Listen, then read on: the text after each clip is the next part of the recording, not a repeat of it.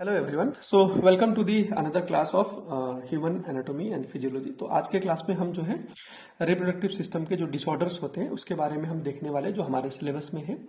Right, सबसे पहला जो हमारे सिलेबस में है वो है मेल हाइपोगोनेडिज्म। मेल मतलब जो पुरुषों पे होता है, जो मेल पे होता है। हाइपो मतलब होता है कम होना। हाइपो का मतलब क्या होता है? कमी, है ना, कम हो जाना।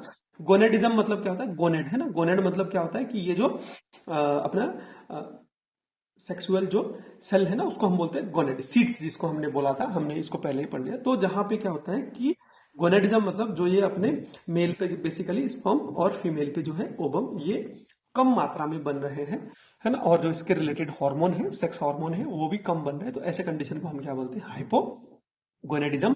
अगर ये मेल पे है तो मेल हाइपोगोनेडिज्म हो जाएगा, और फीमेल पे है तो फीमेल हाइपोगोनेडिज्म हो जाएगा। It is a clinical condition in which the testis, male है तो मेल पे जो गोनेड है वो कौन है? टेस्टिस है।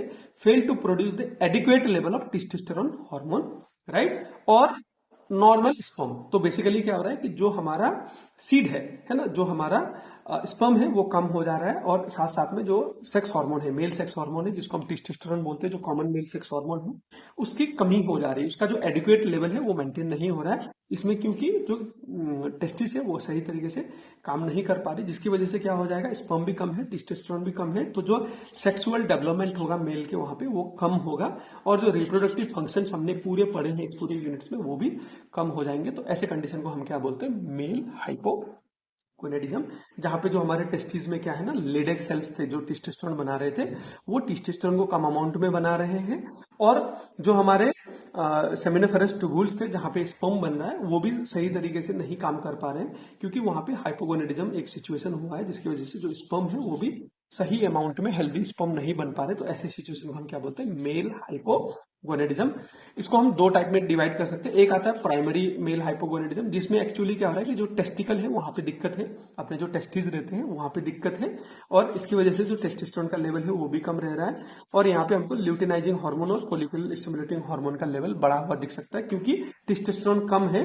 तो इसको इंप्रूव करने के लिए जो हमारा पिट्यूटरी ग्लैंड है वो एलएच और एफएसएच को कंटिन्यूअसली बढ़ाता रहता है। मगर यहाँ पे क्या है कि दिक्कतें टेस्टिस में है, प्रोडक्शन यूनिट में ही दिक्कतें हैं, तो टेस्टोस्टेरोन नहीं बढ़ता है। इसकी वजह से अगर हम ब्लड में जाके चेक करेंगे तो हमको टेस्टोस्टेरोन का लेवल घटा हुआ दिखता है, जबकि ल्यूटिनाइजिंग हार्मोन और फोलिकुलर स्टिमुलेटिंग हार्मोन का लेवल बढ़ा हुआ दिखता है।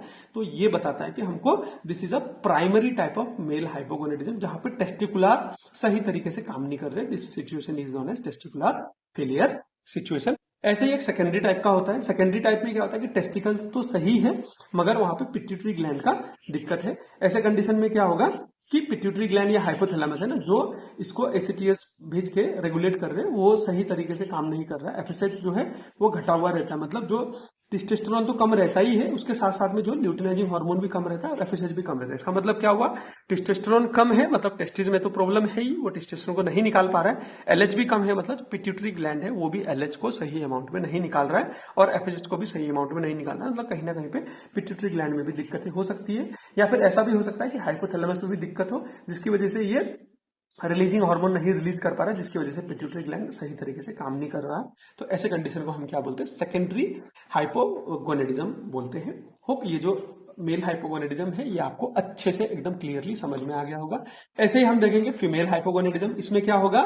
जो ओवरीज है, जैसे मेल पे टेस्टिस नहीं कर पा रही थी, ऐसे ओवरीज एडिक्वेट अमाउंट में सेक्स हार्मोन रिलीज नहीं करेंगे। सेक्स हार्मोन कौन से फीमेल में? Oestrogen and progesterone. एंड जो ओवम है, जो एग है, उसको भी सही तरीके से रिलीज नहीं कर पा रही, मैच्योर नहीं कर पा रही, leading to the impaired reproductive and sexual function. तो भी सेक्सुअल ग्रोथ है, जो सेक्सुअल फंक्शन वो सही तरीके से नहीं है, और जो रिप्रोडक्शन की कैपेबिलिटी है वो भी घटी हुई है, वो भी कम है। तो इसमें भी दो टाइप के हैं। प्राइमरी मतलब जहां पे जैसे टेस्टिस में दिक्कत थी वैसे ओवरियन में दिक्कत है। यहाँ पे एस्ट्रोजन और प्रोजेस्टेरोन घटा होगा, सेम लाइक मेल के कंडीशन में एफएसएच और एलएच बड़ा होगा। मतलब क्या है कि ओवरी में दिक्कत है, ओवरी फेल हो गई, इसीलिए एस्ट्रोजन और प्रोजेस्टेरोन की कमी है। इसको मेंटेन करने के लिए हमारा पिट्यूटरी ग्लैंड क्या है, ज्यादा से ज्यादा एफएसएच और एलएच रिलीज करके इसको एस्ट्रोजन और प्रोजेस्टेरोन बढ़ाने की कोशिश कर रहा है। तो क्लिनिकली हमको क्या देखने को मिलेगा? एस्ट्रोजन और प्रोजेस्टेरोन कम है और एफएसएच और एलएच बढ़ा हुआ है। और जो सेकंड डिग्री है, जैसे हमने मेल पे देखा था, यहाँ पे क्या होगा कि पिट्यूटरी या फिर हाइपोथैलेमस का दिक्कत देखने को मिलता है, जहां पे एस्ट्रोजन प्रोजेस्टेरोन तो कमी है ही है, साथ साथ में एफएसएच और एलएच की भी कमी है, जैसे हमको मेल हाइपोगोनेडिज्म में देखने को मिला था। होप ये जो फीमेल हाइपोगोनेडिज्म है ये भी आपको क्लियरली समझ में आ गया होगा। तो जो तीसरा कंडीशन है हमारे सिलेबस में वो है पॉलीसिस्टिक ओवरियन सिंड्रोम, है ना। बहुत ही कॉमन कंडीशन हो गया है आज के डेट में due to the lifestyle, diet, है ना, एक जो स्ट्रेस टेकिंग बिहेवियर है ना, स्क्रीन टाइम है, बहुत सारी ऐसी चीजें हैं, फिजिकल एक्टिविटी की कमी हो गई है ना, आउटडोर स्पोर्ट्स कम हो गए, जिसकी वजह से जो ये पॉलीसिस्टिक ओवरी डिजीज है, पॉलीसिस्टिक ओवरी सिंड्रोम है, ये देखने को मिल रहा है। इसको हम बेसिकली पीसीओएस बोलते हैं।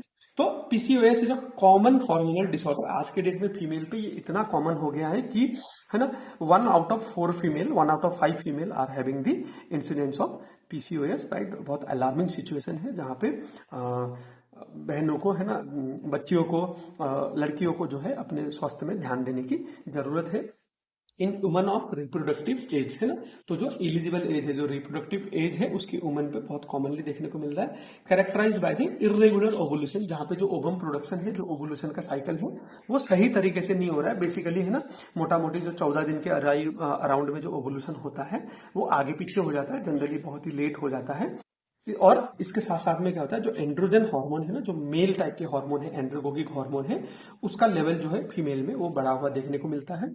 एंड्रोजन हार्मोन भी ज्यादा है और मल्टीपल सिस्ट भी बने हुए हैं। सिस्ट मतलब ऐसे अबनॉर्मल एक ग्रोथ टाइप के रहते हैं, ऐसे बिनाइन ग्रोथ रहते हैं, सिस्ट बन जाते हैं वहां पे ओवरी में। तो जो ओवरी है वो सही तरीके से जो फॉलिकल है उसको मैच्योर नहीं कर पाती है और ओवम को मैच्योर नहीं कर पाती और ओवुलेशन जो है वो हैम्पर हो जाता है।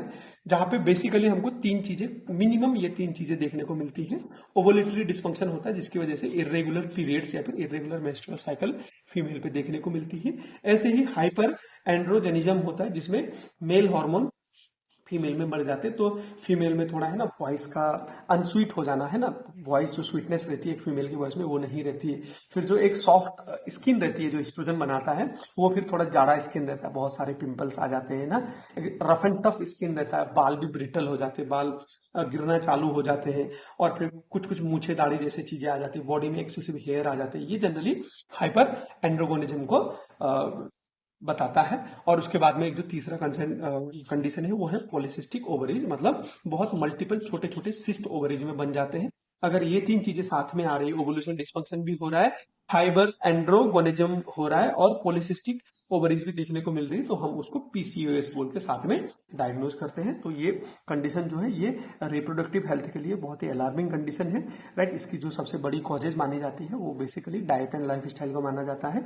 तो फीमेल को आज के डेट में रेगुलर फिजिकल एक्सरसाइज और एक अच्छा सा न्यूट्रिशियस डाइट प्लान अडॉप्ट करने की बहुत ज्यादा जरूरत है, राइट। फिर ऐसे पॉलीसिस्टिक ओवरियन सिंड्रोम जैसा एक और कंडीशन आता है जिसको हम बोलते हैं पॉलीसिस्टिक ओवरियन डिजीज। तो सिंड्रोम जो है वो बहुत ब्रॉड स्पेक्ट्रम है ना, अनयूजुअल है, 3-4 कंडीशन साथ में आती है। जो डिसीज है वो थोड़ा स्पेसिफिक है, वो थोड़ा स्पेसिफिक है। तो PCOD is a condition in which ovaries produce many immature और पार्शियली मैच्योर फॉलिक्यूल्स, है ना।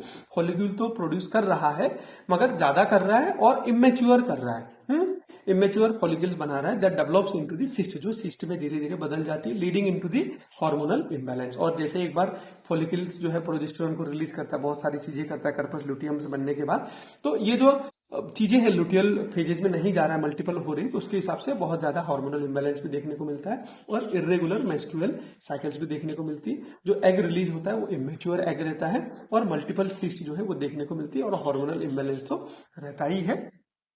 तो ऐसे सिचुएशन को हम पॉलीसिस्टिक ओवरियन डिसीज बोलते हैं। तो बेसिकली, है ना, दोनों ऑलमोस्ट सिमिलर चीजें हैं, है ना। बहुत सारे लोग तो इनको साथ में रख के ही ट्रीट करने की कोशिश करते हैं, क्लिनिशियन भी। However there are some technical differences. PCOS hormonal और मेटाबॉलिक डिसऑर्डर है ना, विथ सीवियर ओवुलेटरी डिस्फंक्शन, जहां पे पीसीओएस में ओवुलेशन होता ही नहीं है, बहुत डिलेड होता है, दिक्कत होती है, हार्मोनल इम्बैलेंस तो देखने को मिलता है और बॉडी में मेटाबॉलिक डिसऑर्डर भी देखने को मिलता है। जबकि पीसीओडी उसका थोड़ा सा लेस सीवियर फॉर्म है, milder condition, mainly involving in the ovarian cyst, जहां पे मेनली ओवरी में बहुत ज्यादा सिस्ट बन रहे हैं और हार्मोनल इम्बैलेंस हो जा रहा है। तो यहाँ पे जनरली मेटाबॉलिक डिसऑर्डर्स हमको कम देखने को मिलता है, हार्मोनल इम्बैलेंस और सिस्ट जो है वो देखने को मिलती है। अगर वहां पे मेटाबॉलिक डिसऑर्डर चीजें अगर बढ़ जाती है तो उसको हम पीसीओएस बोलते हैं। होप ये जो इन्फॉर्मेशन है ये आपको समझ में आई होगी। तो इस क्लास में हमने 4 कंडीशन देखे। सबसे पहला था मेल हाइपोगोनेडिज्म। मेल हाइपोगोनेडिज्म मतलब जहाँ पे मेल में जो गोनेड्स है वो सही तरीके से काम नहीं कर रहे, ऐसे फीमेल हाइपोगोनेडिज्म जहाँ पे जो एग है और हार्मोन है, सेक्स हार्मोन है, वो कमी हो जा रही। फिर हमने देखा पीसीओएस, फिर हमने देखा पीसीओडी, है ना, जहाँ पे हमने देखा कि पीसीओएस क्या है, एक सीवियर कंडीशन है जहाँ पे हार्मोनल और मेटाबॉलिक डिसऑर्डर हो रहा है along with the severe ovulatory dysfunction, जबकि पीसीओडी थोड़ा माइल्डर कंडीशन है जहाँ पे हमको हार्मोनल इम्बैलेंस और सिस्ट देखने को मिलते हैं, मेटाबॉलिक इन्वॉल्वमेंट इतना देखने को नहीं मिलता है। होप ये जो कॉन्सेप्ट है ये आपको आराम से समझ में आ गया होगा, राइट। हैविंग सेड दैट, जो हमारा रिप्रोडक्टिव सिस्टम था वो यहीं पे खत्म होता है, उसमें का ये जो जेनेटिक बेसिस था और डिजीज पे पोर्शन था ये भी हमारा यहीं पे खत्म होता है। विद दिस जो हमारा ह्यूमन एनाटॉमी एंड फिजियोलॉजी में जो सिलेबस है HAP2 का वो यहीं पे खत्म होता है, राइट। हैविंग सेड दैट, अगर आपको ये क्लास अच्छा लगा हो तो आप वीडियो को लाइक कर सकते हो, है ना, और अपने दोस्तों के साथ भी शेयर कर सकते हो। अगर आपको कोई डाउट है, कोई दिक्कत है तो आप नीचे कमेंट्स में क्वेश्चंस पूछ सकते हो, है ना। बाकी और कोई इंटरेस्टिंग टॉपिक रहेगा और आपको कोई ऐसा कंफ्यूजन है, अगर आप मेरे को पर्सनली बोलोगे या फिर कमेंट्स में करोगे तो मैं उन टॉपिकों को लेके आने की कोशिश करूंगा। Having said that, thank you for listening to today's class. See you in the another class. Thank you.